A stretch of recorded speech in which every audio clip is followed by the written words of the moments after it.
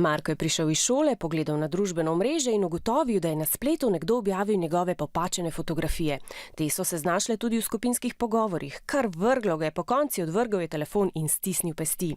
Kar se je zgodilo Marku, je nasilje, natančneje spletno nasilje, in to je prepovedano. Kar pa Marko občuti, je jeza. Jeza je osnovno čustvo, doživljamo jo, ko nam kdo naredi krivico. Čeprav ni prijetna, imamo jezo pravico izražati, enako kot prijetna čustva. Recimo veselje, ko na primer dobimo dobro oceno in kar poskočimo. Da čustvo izražamo in predelujemo, je dobro za nas. Kako to naredimo, pa je odvisno od nas in od tega, kaj so nas naučili odrasli. Marko se je znašel pred izbiro. Bo uporabil stisnjene pesti in se maščeval ali bo svojo jezo izrazil drugače. Spomnil se je, da mama vedno, kadar jo razjezi gneča na cesti, najprej počasi in umirjeno diha. Poskusil je tudi sam in to ga je malo umirilo, lažje je pretehtal, kaj bo naredil. Maščevanje ga je mikalo, ker je hotel, da bi se tudi krivec počutil slabo kot se on.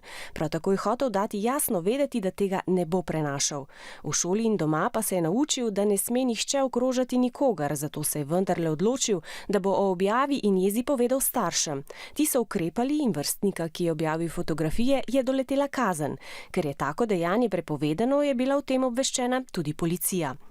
Marko bi lahko ravnal tudi drugače. Z nekaj prijatelji bi, kot je videl v filmih, pričakal storilca pred blokom. A takrat, ko smo v skupini, stvari hitro uidejo iz nadzora. Odgovornost v skupini se porazdeli in posameznik se počuti manj odgovornega za dejanje. Lahko bi prišlo do pretepa in poškodb. Če kdo drugo osebo fizično poškoduje, je zato odgovoren na sodišču. Osebo, ki je mlajša od 18 let, lahko doleti vzgojni ukrep, včasih tudi napotitev v vzgojni ali prevzgojni zavod.